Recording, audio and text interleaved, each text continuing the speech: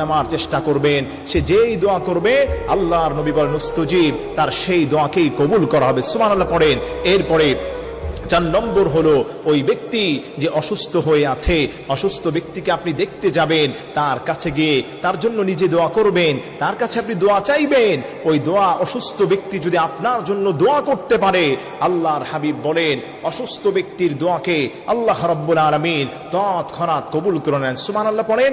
5 নম্বর হলো ওই ব্যক্তি যার কঠিন রোগ হয়েছে, জটিল রোগ হয়েছে, কিডনিতে সমস্যা, ক্যান্সার হয়েছে, অ্যান্সার নাই, মৃত্যু পথযাত্রী, ওই ব্যক্তির কাছ থেকে আপনি দোয়া নেওয়ার চেষ্টা করবেন, কারণ তার জীবনের অন্তিম মুহূর্তে সে যেই দোয়া করবে আল্লাহতেই সেই দোয়াকেই কবুল করে নেবেন।